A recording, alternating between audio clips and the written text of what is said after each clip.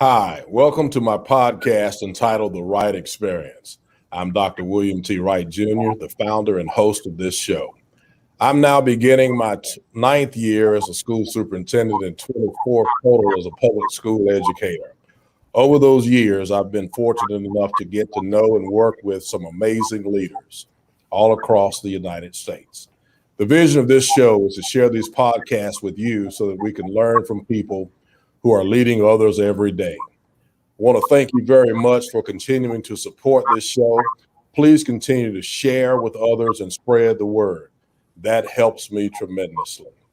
When you hear something that you like, please drop us a comment, click like, or if you're viewing us via YouTube, please click like, and most importantly, that subscribe button. In my travels throughout the eastern part of the United States, I've learned that we have a growing audience, and for that, I'm truly grateful. Tonight is episode 23 of The Wright Experience. My guest tonight is a veteran public school administrator and educator who has served K-12 public schools in progressively responsible positions, which include positions as a guidance counselor, an assistant principal, a principal, and now as a district office director in one of the largest school districts in North Carolina. He is also an entrepreneur. I met this gentleman in 2015 when I began serving as superintendent of Hertford County Public Schools, at which time he was the principal of Hertford County High School, of which he is a graduate also. My guest tonight is Mr. James Futrell. Mr. James Futrell is a 17-year educator with experience as a high school teacher, high school counselor, and high school principal. He is also currently now the Director of Student Services for Engagement and Access in Durham Public Schools. As a high school teacher at Northeastern High School in Elizabeth City, North Carolina, he recognized that students who were successfully navigating learning and those who struggle required additional competencies beyond the academic standards to navigate life successfully. He also recognized that as a new teacher who had completed a teacher education program, there were gaps in his learning as an adult to successfully teach those competencies. So he began to explore the role of school counseling. He completed a Master's of School Counseling program, and eventually he was provided an opportunity to serve high school students as school counselor back at his alma mater, Hertford County High School. He also became an administrator of the ninth grade academy, which catapulted him into the apprenticeship at Hertford County High School. And then in 2012, he became the principal of Hertford County High School, which he led for 4.5 years. In January of 2017, he was named the Director of Student Services, Engagement and Access for Public Schools of Durham, North Carolina. He is responsible for the implementation of historic practices and other cultural frameworks in 53 schools, serving over 32,000 students. He works to support the implementation of social and emotional learning curricula. He works closely with school counselors on a daily basis, implementing programs, including the supporting of the implementation of MTSS. And at this time, I am pleased and honored to have with me Mr. James Futrell. Good evening, sir. Hey, good evening, Dr. Wright. How are you? I am doing well. How's Durham County? Oh, we're doing great. Good. Very good. Well, it's a pleasure to have you here. Shameless plug. You like this sign? Let's see. That's right behind me. You kind of like that, don't you? Oh, I love it. Okay, all right. I thought you might like that. It's my favorite sign. There you go. I made sure I made that visible just for you. All right. So, Mr. Futrell, tonight we've got a series of questions for you. You have kind of a bit of a unique profile here in that you have served, of course, as a school administrator, led a high school, but you've also delved into the world of guidance counseling. So we're going to get into some questions that our listeners certainly need to know about how we can best serve students. But let's just start out. Your job title is certainly a unique one. So for the audience, let's talk about a little bit of the specific responsibilities that you have for Durham Public Schools as the Director of Engagement and Access.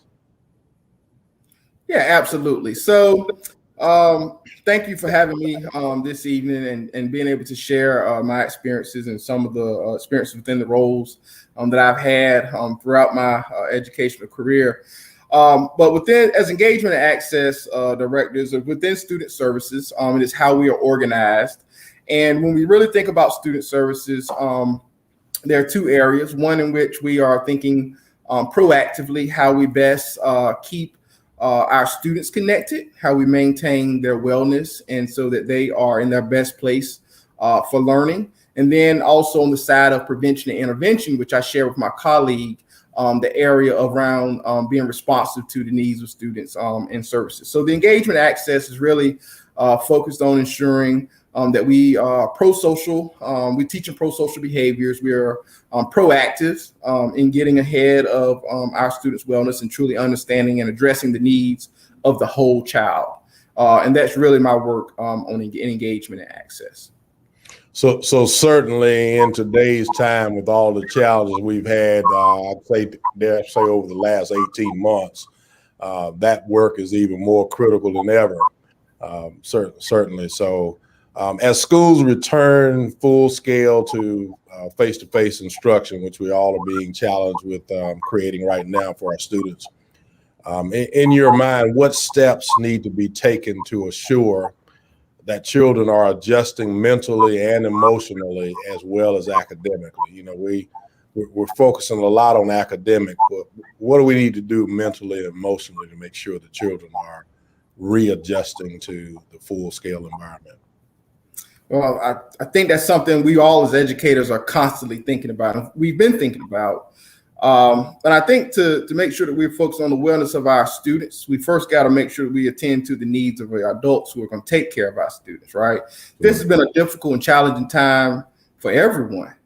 Our adults have also experienced loss, minimized social connections, and anxiety around what re-entry has looked like, but also just the rush and pace to transition to remote learning, and now the many changes that are happening every day. So I think we as leaders first need to think about the adults, those who are going to be taking care of our students, right? And consideration of our extended, our families, how we work and ensure that they are prepared to also surround our kids with the nurturing and encouragement that's necessary.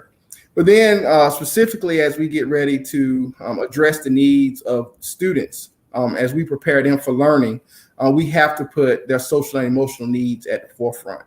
When we think about the learning that has been lost for some, if we only focus on the loss of academic learning and not the loss of the social and emotional awareness and navigating life circumstances that has taken place, then we might miss the beat. And so we have to make sure that the social and emotional needs of our students are being met. We must check in, make sure that they are emotionally well so that they can be prepared for learning. That is going to be critical. That is going to be a first step in making sure that we engage our students back in the learning process. Routines, norms, and patterns have to be reestablished in school. And those things are going to come by us being strategic in how we think about what the needs of each individual student is. So certainly not a cookie cutter approach, but more of an individually based need based on what children present to us, for sure. Absolutely. And that's going to begin really with us, reestablishing those connections and relationships and getting to know our students and what they need. Absolutely. So public schools, Mr. Futrell, as you well know, we all are discovering are becoming more Black and brown, yet educators are not necessarily following that same trend. So what are some things you believe need to be done to make sure that we are attracting more Black and brown, and I would say specifically male educators to the profession? Well, I think I place myself in being responsible for that. I think I have to be model and be one of the lead recruiters. Certainly, I know you probably look at yourself and being in that same role. We have to do a great job ourselves of promoting how we make an impact in our communities by setting an example and being a model. Education is a platform in which we change the trajectory and set the stage for many lives, many young lives. And what better way to do that than to model and show how we can be those influencers in others' lives. And so I definitely pick up the torch and carry that torch myself. But I think we also have to be willing to acknowledge and recognize the need for a diverse teaching core to teach all of our students. And then I think that also comes with looking at our teacher education programs. I'm certainly aware that, as an adjunct professor at one of our colleges and universities in North Carolina, I don't see a lot of Black and brown males coming through these education programs. And so we have to do a lot better job at our institution of higher education to recruit as well. And then I think we have to have a grow our own approach. How, as in, LEAs, what are we doing to prepare future educators? I can recall as a school counselor, it was what we called a teacher cadet program, right? And there were opportunities for like internships for our students to experience and get an opportunity to see what it would be like to be an educator. So I'm all for a grow your own approach as we endeavor that type of challenge. Okay. All right. You got some great points and tips there, because there certainly is a need. We all need to reach out to people that can influence the lives of children positively. So great stuff. What tips would you give to a current teacher? So this is someone who's been in the profession, who aspires to be an educational leader. Listen and learn. Okay. Listen and learn. Because I was once in that same position. Didn't know that I was going to, eventually become a leader. But I can honestly say I was fortunate to be surrounded by great mentors throughout my educational career. And I would say that has probably been the most valuable for me in launching into educational leadership. As a classroom teacher, there were administrators who I would say just kind of embraced me and nurtured me, who recognized leadership potential that I had that I didn't even know I had, right? And so, but they saw something in me, and I thought, and I'm thankful and grateful for that. And then, opportunities. Once I became a school counselor, it was very difficult to separate being a leader and not being a leader in the school, right? And so that if you're going to advocate and be a chief advocate for students, that you can't sit by the wayside. You have to, take on leadership opportunities to be the chief advocate for students sometimes as a school counselor. And then again, just continuously being surrounded by great mentors and being willing to listen and learn. I've always viewed leadership not as a destination that you arrive to. It's a journey, right? I live, listen, and learn every day, still as a leader. And I've been able to humble myself and really, when wisdom is around, I try to soak it and absorb it in. So I would tell a teacher who's aspiring to be an educational leader to certainly just be aware of their surroundings, and when there are opportunities that they're given to lead, even as a classroom teacher, you're a leader and see yourself as a leader, right? But then when there are opportunities to take initiative, whether that's leading your PLC within your grade level, right? Making informed decisions using data, taking opportunities to serve on school leadership team, taking opportunities to lead some type of program within your school that's going to be transformative and make a difference and impact on that in that particular school and in that community. So I would just say definitely listen, learn, and be aware of opportunities when they come up, and also initiate and take those opportunities to propose to your current administrators on, hey, this is something I've been looking at, and this is what our data is saying that we can most benefit from, and I want to be able to support our students through this way. Right. Constantly think about the next steps and how you can make the place better. Absolutely. So the field of guidance and counseling, you're my guidance expert, so we'll go back to that for a minute. The field of guidance and counseling appears to be a female-dominated profession. How do we effectively attract more males to that profession? Because males need counseling too. Not that females can't do it, but we certainly need to attract more males, in my opinion, to that profession. Do you agree with that, first of all? And if so, how do we do that? Oh, absolutely. I agree with it. Matter of fact, I think I was one of our school counseling coordinator just kind of led a panel with all seven of our male counselors in our school district, and we just had a very good conversation about what it means to be the male counselor in school. So I absolutely certainly agree with that.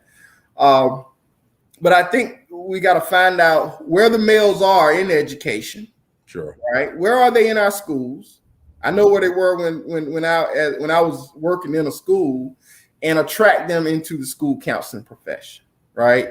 And so if they're all in, and if we found them in health and PE class, right, and if there are opportunities to shift them to school counseling and take on a different role in a different capacity, I think we as leaders have to have those type of discussions, but also provide an invitation.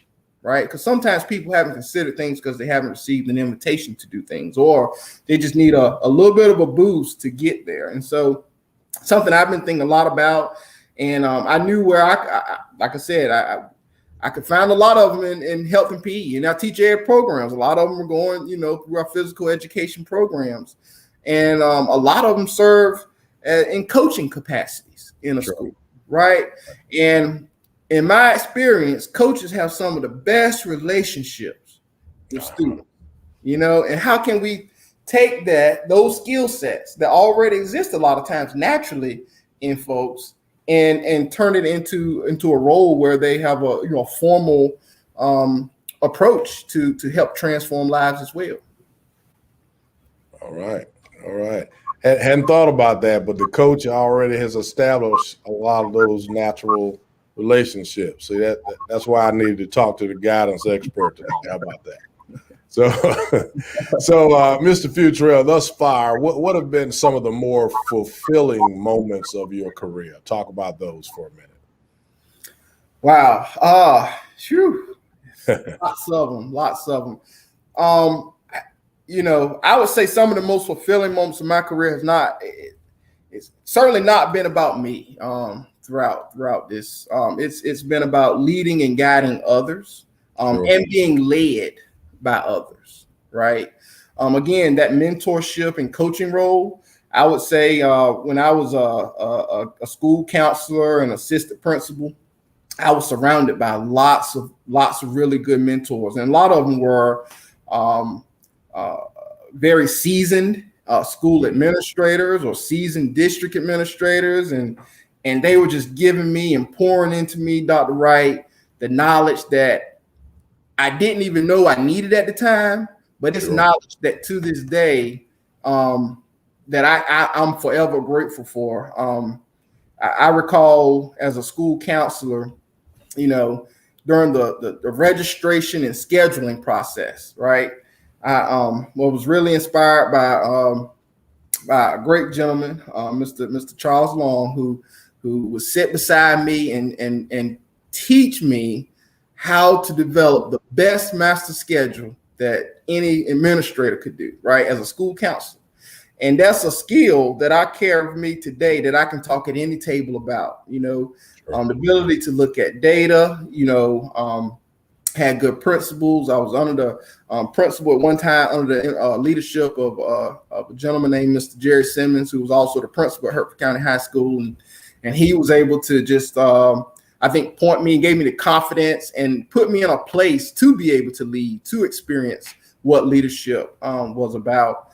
And countless mentors. And then, like I said, even as we interacted and encountered with each other, Dr. Wright, I'll put you out there a little bit, but having you in a space as a time when superintendent, when I was a principal, when I had a little bit, few years under my belt, but still leading, still learning, and you being able to pour into me and really, I would say, gave me direction on my next steps in terms of what leading and learning looks like. So I would say my best times have been about just leading and learning from others. But I would say probably one of the greatest impacts I had of working at Hertford County High School as a principal, and watching the transformational journey and working with a solid team there. A solid team of teachers and had good administrative team who cared about students, and we wasn't just a job for us every day. We were a family, and we treated each other like a family, and our students saw that and they responded to how we as a staff jailed together, and because of that, we saw great outcomes with our students. I would say we continue to enhance a college and career going culture at that school because of that. So that's right, and you did do some tremendous work there, and we certainly are appreciative that you came back and gave to your place. And I know you're doing some amazing work right now in your current role, but certainly that. And I appreciate the shameless plug, but also it is always good when we can learn from others that have done the work that we're doing. And the thing that I've learned in 24 years of education is people don't mind helping you get better if you'll just give them the opportunity to do so. And so, you certainly have learned a lot, I'm sure, from certainly those other leaders that you mentioned. I appreciate you mentioning me, but those are some amazing folks, and certainly there are a lot of us out here that are looking to pour into future leaders, because this profession needs us to care about the future of education, so that we don't get it taken over by folks that don't care about kids. So that's great stuff. Mr. Futrell, what lessons have you learned from the pandemic that you hope will shape the future of education? Well, I think there's lots of lessons that we've learned and what not to take for granted. But I've seen a resilient group of educators respond to the needs in a very quickly changing environment, right? And so literally overnight, right, we shifted education from a traditional face-to-face approach in a physical building to ensuring that we were providing a quality access of education to students still. And that was a dynamic shift and transformation to reach. And so I think one of the biggest things we've learned is that we as educators, we can do whatever we need to do when charged to do it. And I have certainly been proud of the profession in being able to make that type of shift, as we all have done, regardless of where you are as an educator. We've shown the talent and skills that have come with being an educator, because we don't always get the celebration sometimes that we deserve as educators. And so I would say one thing that I've learned is that we can't take ourselves for granted and what we bring to society. And I think we have shown others of what we can actually do when challenged to do so. Yeah, our resiliency throughout this, and I hope this doesn't get lost in the transition back to normalcy. Our resiliency has been off the charts. If educators don't get credit for anything else, I hope that we get credit for the fact that our resiliency has been outstanding. Healthcare, absolutely too, no question about that. Absolutely. But I would say probably right behind healthcare, just the resiliency that educators have had throughout all of this and continue to have, because this pandemic is not over by any stretch of the imagination. Right. And yet, as you've said, I've seen some amazing work be done by our education professionals, and I hope folks don't forget it. So what advice would you give? You're going to love this question, Mr. Futrell. What advice would you give to practicing leaders about creating a healthy work-life balance?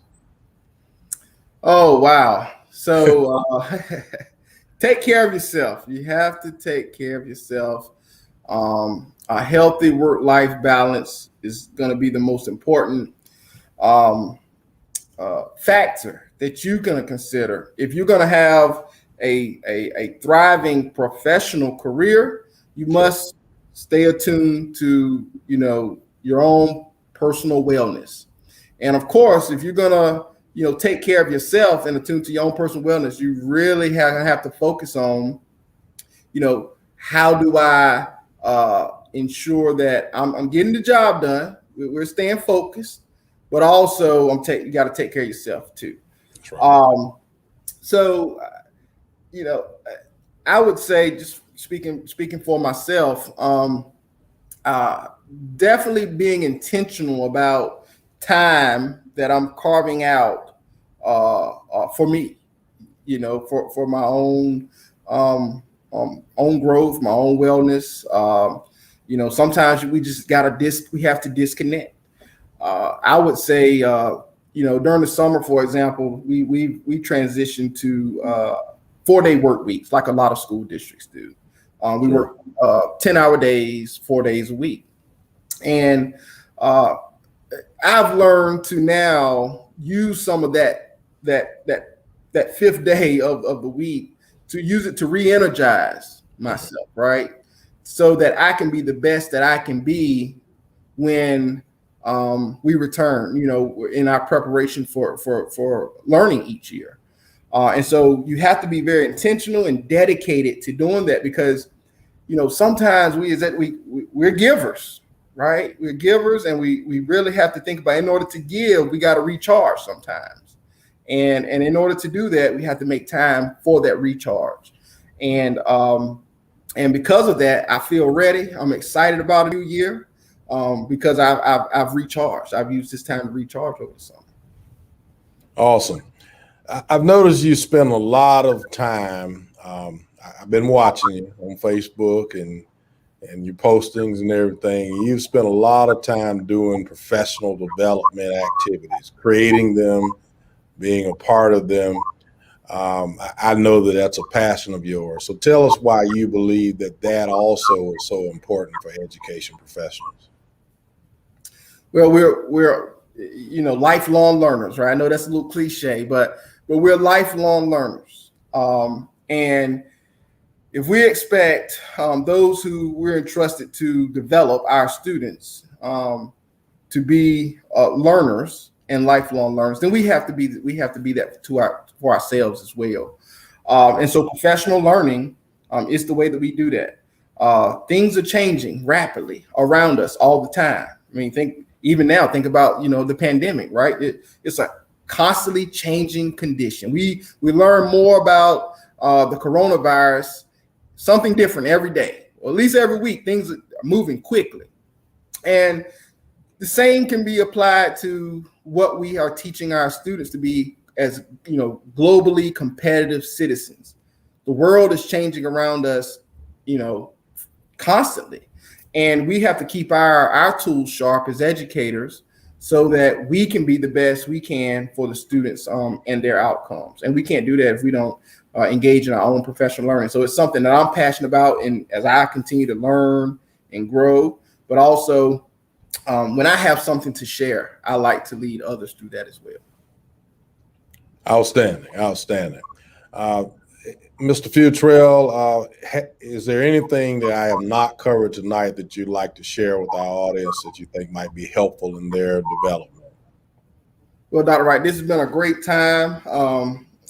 Spend this time just sharing about leadership. And I would just say, keep in mind, think about your own leadership philosophy there, to aspiring leaders. Mine has been about, always been about being a servant leader. Being able to share the influence, share the authority that's usually sometimes given to you as a leader, right? Being able to distribute that so that others have decision-making ability, so that you are listening and you're constantly being able to respond to the needs of those around you, because that's what's going to help move your mission forward as a leader, right? Being able to make sure that those that are around you are taken care of. And that's, to me, what being a servant leader has been about. And this whole thing of servant leadership is not an accident. Certainly, we all have to serve first if we're going to be a good leader. And I think that's absolutely where it is. Hold on with me for a minute, and we'll come back and close out the show. My guest next week will be Dr. Kimberly P Johnson, who is a nationally known author of children's and African American history books, as well as an outstanding motivational speaker. Dr. Johnson is also a professor of educational leadership. I look forward to the experience. It'll be next Thursday evening, August 19th, 2021 at 7:00 p.m. Mr. Futrell, I want to thank you so very, very much for being my guest. I appreciate your willingness to be a part of the Wright experience. Very proud of the work that you're doing, my brother, and I want you to continue to be the best James Futrell that you can be. And I thank you for imparting knowledge and wisdom into our audience. I thank you for your own brand of wisdom. At such a young age, you certainly have accomplished a lot and have a lot left in front of you. And I'm looking forward to reading and experiencing your leadership. And who knows, when I retire and need a part-time job, I might be coming to see you there. Yes, sir. Yes, sir. Thank you for providing me this opportunity, Dr. Wright. But certainly want to thank you for your outstanding work, and keep up the good work. And to the audience, I want to thank you all for viewing the Wright experience, and good evening.